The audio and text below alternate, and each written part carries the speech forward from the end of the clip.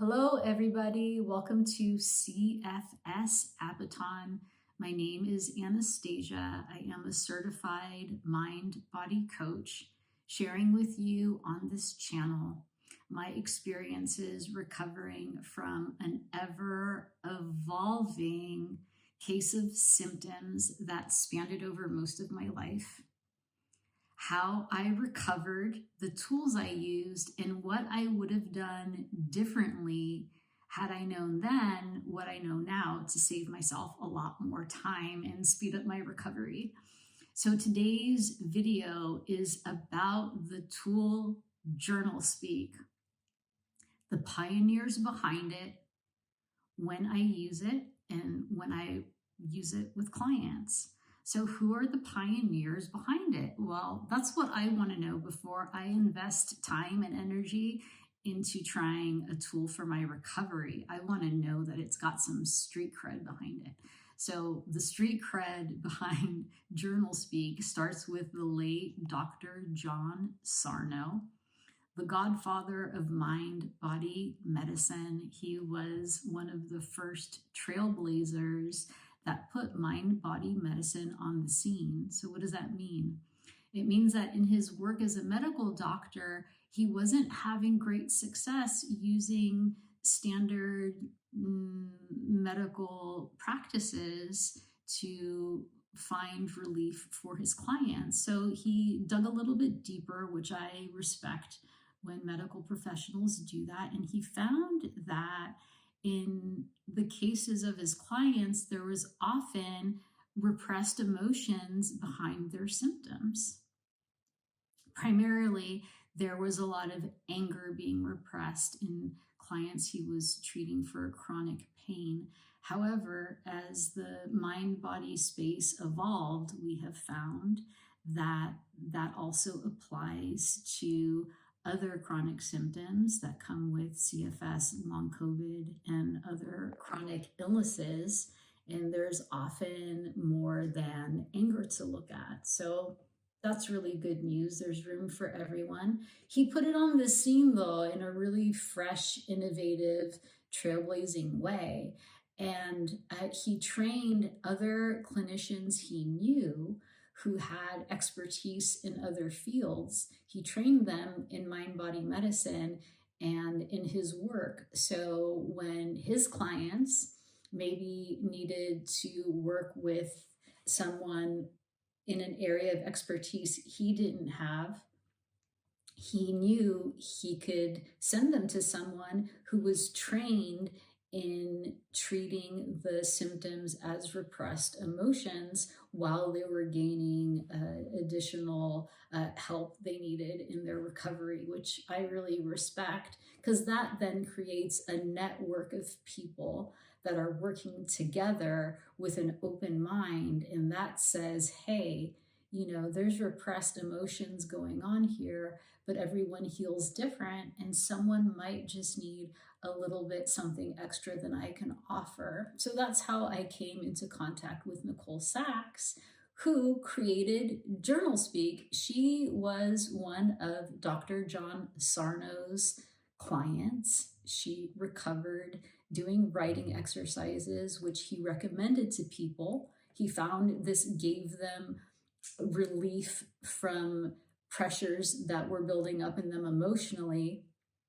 And in turn, their symptoms would reverse and go away. And she had that experience too, so much so that she became his colleague, started teaching beside him, and created her own body of work, zeroing in on JournalSpeak. And I learned more about that in her coaching training program. I'm a certified Sarno Sachs solution coach. And she developed this training system with Dr. John Sarno's daughter, Christine Sachs. And I thought, wow, how amazing that I have an opportunity to learn from Dr. John Sarno's daughter and one of his clients and proteges. Okay, that's all the street cred I need. And historically, I am a journal denier. I don't like it. I never liked it. I never liked stream of consciousness journaling. I think it's right and great for some people. And if you are a journal lover or hater, let us know in the comments, because I think it's important for people to hear. I always hear people loving journaling, but what about those of us who don't like it? So considering how much I never liked journaling because it just seemed to get me more in my head, not out of it, I found value in JournalSpeak because it was different.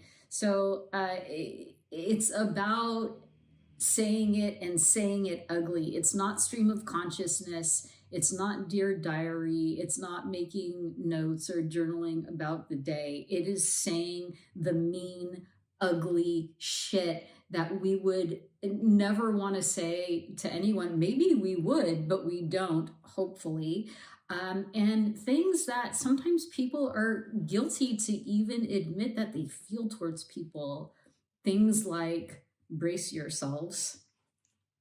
I hate being a mother. I hate my kids. That's something that Nicole Sachs mentioned, came out in one of her first JournalSpeaks. And when she allowed herself to get that ugly and that raw, it gave her such a relief that her pain went away. And then she realized there's something to this JournalSpeak. She does not hate her kids. She loves her children.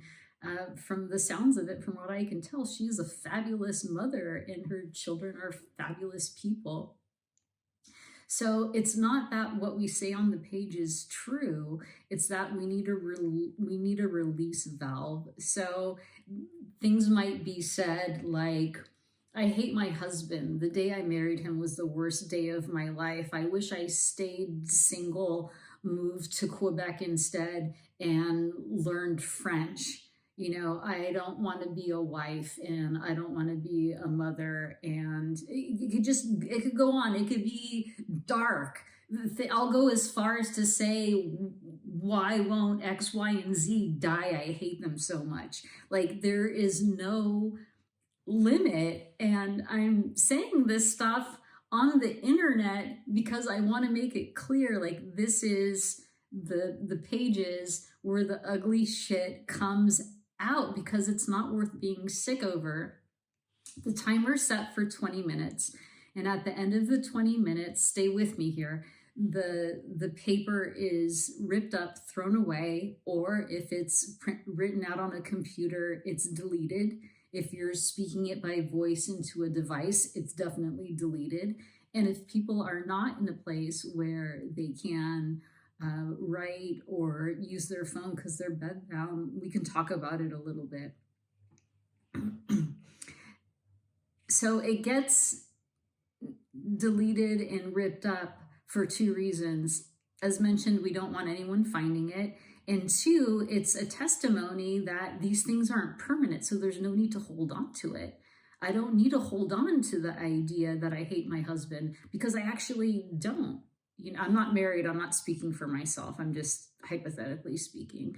Like, that's not necessarily true. It's not necessarily true that someone doesn't love their caretaker that's taking care of them every day while they have CFS, but there can be angry feelings that come. And for a lot of people, they feel guilty even having these thoughts, and it gets shoved down so deep that they get sick. So we put it on paper, and your coach or practitioner, hopefully, and I guarantee will be the case if you work with me or one of Nicole's coaches, is that we hold the space of love that you really have for the people in your life while you let it all out, and then we circle you back to it.